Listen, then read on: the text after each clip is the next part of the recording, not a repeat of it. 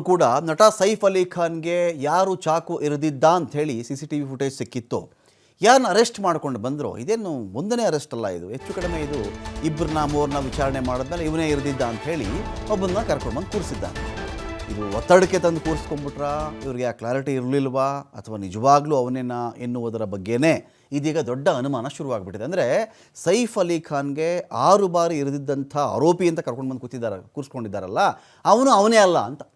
CCTVಲಿದ್ದವನಿಗೂ ಇವನಿಗೂ ಬಹಳಷ್ಟು ಅಜಗಜಾಂತರ ವ್ಯತ್ಯಾಸಗಳಿವೆ. ಹಾಗಾಗಿ ಒಂದು ಪ್ರೆಷರ್ಗೆ ಏನಾದರೂ ಮುಂಬೈ ಪೊಲೀಸರು ಈ ಥರ ಮಾಡಿಬಿಟ್ರಾ, ಬ್ಯಾಂಡ್ರಾ ಪೊಲೀಸರು ಈ ಥರ ಮಾಡಿಬಿಟ್ಟಿದ್ದಾರಾ, ಒಂದು ಪ್ರಶ್ನೆ ಇಲ್ಲಿ ಕಾಣಿಸ್ತಾ ಇದೆ. ಇದಕ್ಕೆ ಕಾರಣವೂ ಕೂಡ ಇದೆ.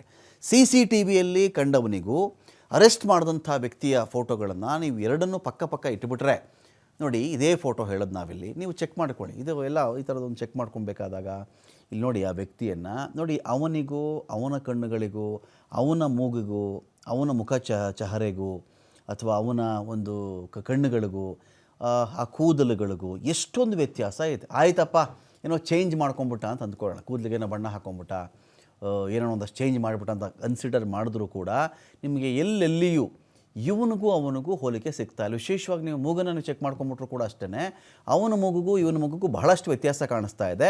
ಹಾಗಾಗಿ ಸೈಫ್ ಮೇಲೆ ಹಲ್ಲೆ ಮಾಡಿದಂಥವನು ಹಲ್ಲೆಕೋರ, ನಾವು ಕರ್ಕೊಂಬಂದ್ಬಿಟ್ಟಿದ್ದೀವಿ, ಚಾಕು ಇರೋದವನು ಕರ್ಕೊಂಬಂದಿದ್ದೀವಿ ನಾವು ಅಂತೆಲ್ಲ ಮಾತಾಡ್ತಾ ಇದ್ದಾರಲ್ಲ, ಇದು ಸುಳ್ಳ ಅಂದರೆ ಇವರು ಅರೆಸ್ಟ್ ಮಾಡಿರೋದು ನಿಜ, ಆದರೆ ಯಾರು ಇರಿದಿದ್ನೋ ಅವನನ್ನು ಕರ್ಕೊಂಬಂದಿಲ್ವಾ ಇವರು ಅಂತ ಪ್ರಶ್ನೆ ಇದೆ ಇಲ್ಲಿ.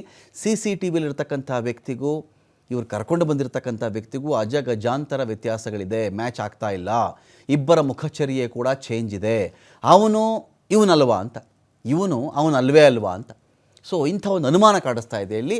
ಬೇರೆ ಯಾರನ್ನೋ ಅರೆಸ್ಟ್ ಮಾಡಿಬಿಟ್ರೆ ಏನಾಗುತ್ತೆ, ಸಹಜವಾಗಿ ಮೀಡಿಯಾ ಕಡೆಯಿಂದ ಆದರೂ ಅಷ್ಟೇ, ಸಾಮಾಜಿಕ ವಲಯದಿಂದ ಆದರೂ ಅಷ್ಟೇ, ಸೋಷಿಯಲ್ ಮೀಡಿಯಾ ಆದರೂ ಅಷ್ಟೇ, ಸ್ಥಳೀಯ ಜನ ಆದರೂ ಅಷ್ಟೇ, ಅಪಾರ್ಟ್ಮೆಂಟ್ ನಿವಾಸಿಗಳಾದರೂ ಅಷ್ಟೇ, ಯಾಕ್ರಿ ಹಿಡಿದಿಲ್ಲ ಅಂಥೇಳಿ ಇಮ್ಮಿಡಿಯೇಟಾಗಿ ಪೊಲೀಸರನ್ನು ಕೇಳ್ತಾ ಇರ್ತಾರೆ. ನಮ್ಮದು ಅದು ಡ್ಯೂಟಿ, ಅದು ನಮ್ಮ ಕರ್ತವ್ಯ. ಅದು ಜನಗಳು ಕೂಡ ಭಯದಲ್ಲಿರ್ತಾರೆ. ಯಾಕಿನ್ನೂ ಅರೆಸ್ಟ್ ಮಾಡಿಲ್ಲ ಅಂತ ಕೇಳಿದಾಗ ಯಾರೋ ಒಬ್ಬನ್ನ ಹಿಡ್ಕೊಂಡು ಬಂದು ಕೂರಿಸ್ಕೊಂಡ್ರ. ಮೊದಲು ರೈಲಲ್ಲಿ ಯಾರೋ ಹೋಗ್ತಿದ್ದ, ಅವ್ನು ಕರ್ಕೊಂಬಂದಿದ್ರು, ಇನ್ಯಾರೋ ದಾರಿಯಲ್ಲಿ ಸಿಕ್ಕಿದ್ದ, ಅವ್ನು ಕರ್ಕೊಂಬಂದು ಕೂರಿಸ್ಕೊಂಡಿದ್ರು. ಇವರಿಬ್ಬರನ್ನೂ ಕರ್ಕೊಂಬಂದು ಕೂರಿಸ್ಕೊಂಡ್ಮೇಲೆ ಇವ್ರು ಅವರಲ್ಲ ಅಂತ ಗೊತ್ತಾಗಿತ್ತು, ಬಿಟ್ಟುಬಿಟ್ಟಿದ್ರು. ಆಮೇಲೆ ಇನ್ನೊಬ್ಬರು ನಾವು ಹಿಡಿದುಬಿಟ್ಟಿದ್ದೀವಿ, ಇವನೇ ಅವನು ಅಂಥೇಳಿ ಬಲವಾಗಿ ಒಂದು ಪ್ರತಿಪಾದನೆ ಮಾಡ್ತಾಯಿದ್ರು. ಆದರೆ ಈ ಒಂದು ಕೇಸಲ್ಲಿ ನಾವು ಚೆಕ್ ಮಾಡಿಕೊಂಡ್ರೆ ಈಗ ಯಾರನ್ನ ಅರೆಸ್ಟ್ ಮಾಡಿದ್ದಾರೋ ಅವನ ಮುಖಭಾವ ಹೋಲ್ತಾ ಇಲ್ಲ ಅಂತ ನಾವು ಹೇಳಬಹುದು. CCTVಯಲ್ಲಿ ಕಂಡವನಿಗೂ ಬಂಧಿಸಿದಂಥ ವ್ಯಕ್ತಿಗೂ ಹೋಲಿಕೆನೇ ಇಲ್ಲ. ವಿಧಿವಿಜ್ಞಾನ ಪ್ರಯೋಗಾಲಯ ವರದಿಯಲ್ಲಿಯೂ ಕೂಡ ಆಘಾತಕಾರಿ ಮಾಹಿತಿ ಹೊರಬಿದ್ದಿದೆ. ಬ್ರಿಲಿಯಂಟ್ ಫೊರೆನ್ಸಿಕ್ ಇನ್ವೆಸ್ಟಿಗೇಷನ್ ಪ್ರೈವೇಟ್ ಲಿಮಿಟೆಡ್ನ ಮಾಹಿತಿ ಇದು ಅವನಲ್ಲ ಅಂತ. CCTVಲಿರ್ತಕ್ಕಂಥ ವ್ಯಕ್ತಿ, ನೀವು ಅರೆಸ್ಟ್ ಮಾಡ್ಕೊಂಡು ಬಂದಿರತಕ್ಕಂಥ ವ್ಯಕ್ತಿ ಇಬ್ಬರು ಒಂದೇ ಅಲ್ಲ, ಇಬ್ಬರು ಬೇರೆ ಬೇರೆ ಅಂತ. CCTVಯಲ್ಲಿ ಕಂಡವನಿಗೂ ಬಂಧಿತ ವ್ಯಕ್ತಿಗೂ ಹೋಲಿಕೆನೇ ಇಲ್ಲ ಅಂಥೇಳಿ ವರದಿ ಹೇಳ್ತಾ ಇದೆ. ಸೈಫ್ ಅಲಿ ಖಾನ್ ಮೇಲೆ ದಾಳಿ ಕೇಸ್ನಲ್ಲಿ ಶರೀಫುಲ್ ಇಸ್ಲಾಂ ಶಹಜಾದ್ ಎಂಬಾತನ ಅರೆಸ್ಟ್ ಆಗಿತ್ತು.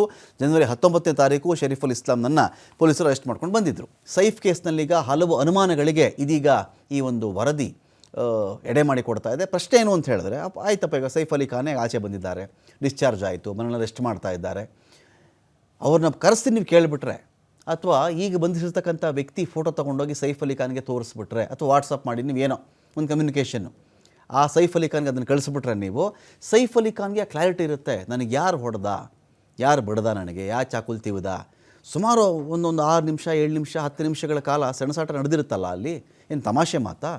ಯಾರನ್ನೋ ಕರ್ಕೊಬಂದು ನಿಲ್ಲಿಸ್ಬಿಟ್ರೆ ಅಟ್ಲೀಸ್ಟ್ ಸೈಫ್ ಅಲಿ ಖಾನ್ಗೆ ಹೈಟ್ ಗೊತ್ತಿರುತ್ತೆ, ಅವ್ನು ಯಾವ ಥರ ಇದ್ದ, ಹೆಂಗೆ ನಡೀತಿದ್ದ, ಇದೆಲ್ಲ ಗೊತ್ತಿರುತ್ತಲ್ಲ. ಸೈಫ್ ಅಲಿ ಖಾನ್ಗೆ ಈ ವ್ಯಕ್ತಿಯನ್ನು ತೋರಿಸ್ಬಿಟ್ರು ಕೂಡ ಸೈಫ್ ಅಲಿ ಖಾನ್ ನಿಖರವಾಗಿ ಹೇಳಬಲ್ಲರು. ವರದಿ ಪ್ರಯೋಗಾಲಯ ಹೇಳ್ತಾ ಇದೆ ಇಲ್ಲಿ, FSL ರಿಪೋರ್ಟ್ ಇದೆಯಲ್ಲ, ಇದು ತುಂಬ ಕ್ಲಿಯರ್ ಕಟ್ಟಾಗಿ ಹೇಳ್ತಾ ಇದೆ ಇಲ್ಲಿ. ಸೈಫ್ ದಾಳಿಕೋರನ ಚೆಹರೆ ಪ್ರಯೋಗಕ್ಕೆ ಒಳಪಡಿಸಿತ್ತು ಪ್ರಯೋಗಾಲಯ. ಬ್ರಿಲಿಯಂಟ್ ಫೊರೆನ್ಸಿಕ್ ಇನ್ವೆಸ್ಟಿಗೇಷನ್ನಿಂದ ಲ್ಯಾಬ್ ಪರಿಶೀಲನೆ ಆಗಿದೆ. ಇಲ್ಲಿ CCTV ದೃಶ್ಯಕ್ಕೂ ಬಂಧಿತ ಆರೋಪಿಗೂ ಸಂಬಂಧ ಇಲ್ಲ. ಮುಖದ ಆಕಾರ, ಕಣ್ಣು, ತುಟಿ, ಹಣೆ, ಮೂಗುಗಳ ಅಳತೆ, ಆಕಾರದಲ್ಲಿ ಎಲ್ಲೆಲ್ಲೂ ಮ್ಯಾಚ್ ಆಗ್ತಾನೆ ಇಲ್ಲ, ಇವನೇ ಬೇರೆ. ಕಣ್ಣುಗಳ ನಡುವಿನ ಅಂತರ, ಕಣ್ಣು ಹುಬ್ಬುಗಳ ಅಂತರವನ್ನು ಕೂಡ ಲ್ಯಾಬಲ್ಲಿ ಹೋಲಿಕೆ ಮಾಡಲಾಗುತ್ತೆ. ಫೊರೆನ್ಸಿಕ್ ತಜ್ಞ ಡಾಕ್ಟರ್ ಆದರ್ಶ್ ಮಿಶ್ರಾ ಈ ಒಂದು ವಿಧಿವಿಜ್ಞಾನ ಪ್ರಯೋಗಾಲಯದಲ್ಲಿ ಟೆಸ್ಟನ್ನು ಮಾಡಿದ್ದಾರೆ. ಹಾಗಾಗಿ ಇಲ್ಲೆಲ್ಲೂ ಮ್ಯಾಚ್ ಆಗ್ತಾ ಇಲ್ಲ ಅಂಥೇಳಿ ಒಂದು ವರದಿ ಹೇಳ್ತಾ ಇದೆ. ಹಾಗಾಗಿ ಇವತ್ತಿಗೂ ಈ ಕ್ಷಣಕ್ಕೂ ಸೈಫ್ ಅಲಿ ಖಾನ್ಗೆ ಇರಿದವನು ಸಿಕ್ಕೇ ಇಲ್ವಾ? ಮೂರು ಕರ್ಕೊಂಡು ಬಂದರು, ಒಂದಿಬ್ಬರನ್ನ ಬಿಟ್ಟು ಕಳಿಸಿದ್ರು, ಈಗ ಮೂರನೇವನ್ನ ಕರ್ಕೊಬಂದು ಕೂರಿಸ್ಕೊಂಡಿದ್ದಾರೆ. ಆದರೆ ಇವನು ಅವನಲ್ಲ ಅಂತ ಈ ರಿಪೋರ್ಟ್ ಹೇಳ್ತಾ ಇದೆ ಇಲ್ಲಿ.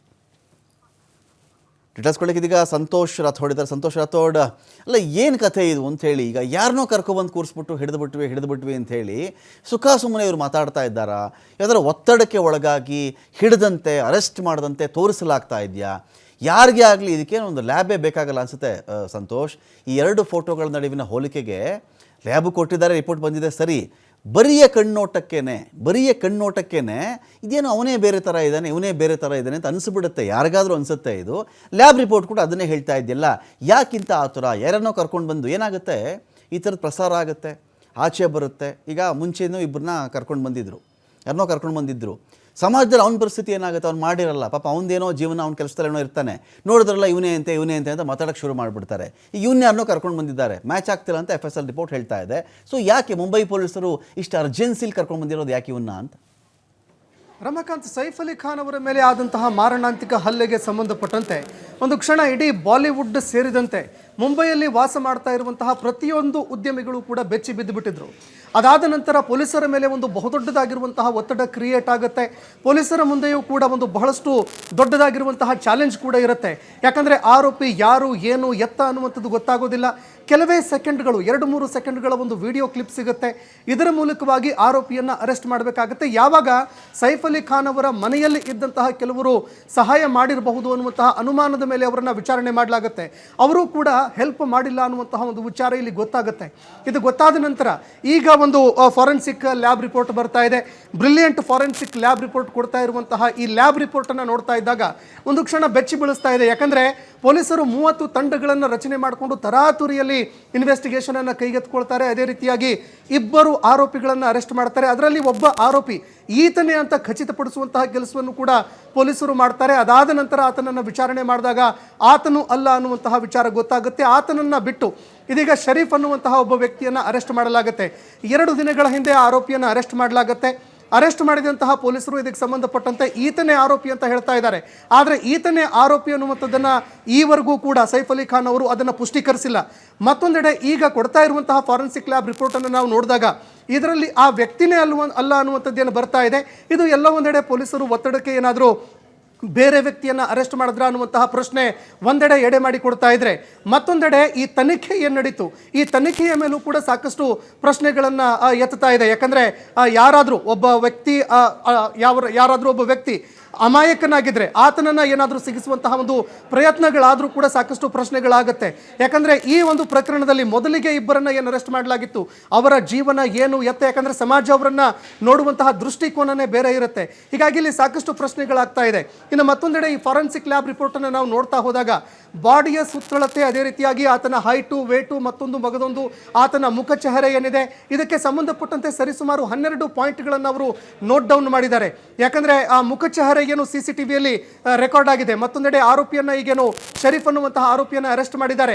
ಆತನ 2 ಮುಖಗಳನ್ನು ಹೋಲಿಕೆ ಮಾಡಿ ನೋಡಿದಾಗ, ಅಂದರೆ ಸಸ್ಪೆಕ್ಟೆಡ್ ವ್ಯಕ್ತಿಗೂ ಅದೇ ರೀತಿಯಾಗಿ ಅರೆಸ್ಟ್ ಆಗಿರುವಂತಹ ವ್ಯಕ್ತಿಗೂ ಇಬ್ಬರಿಗೂ ಕೂಡ ಹೋಲಿಕೆ ಮಾಡಿ ನೋಡಿದಾಗ ಎಲ್ಲೂ ಕೂಡ ನಮಗೆ ಮ್ಯಾಚಿಂಗ್ಗಳು ಫೌಂಡ್ ಬರ್ತಾ ಇಲ್ಲ.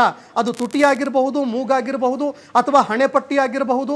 ಇದರ ಜೊತೆಗೆ ಈ ಹುಬ್ಬುಗಳ ಅಂತರ, ಮೂಗಿನ ಒಂದು ಆಕಾರ, ಇದೆಲ್ಲವನ್ನು ನಾವು ಅಳತೆ ಮಾಡಿ ನೋಡಿದಾಗ ಯಾವುದೂ ಕೂಡ ಮ್ಯಾಚ್ ಆಗ್ತಾ ಇಲ್ಲ ಅಂತ 12 ಪಾಯಿಂಟ್ಗಳನ್ನು ನೋಟ್ ಮಾಡಿ ಡಾಕ್ಟರ್ ಆದರ್ಶ್ ಮಿಶ್ರಾ ಅವರು ಇದಕ್ಕೆ ಸಂಬಂಧಪಟ್ಟಂತೆ ಮಾಹಿತಿಗಳನ್ನು ಏನೋ ಕೊಟ್ಟಿದ್ದಾರೆ.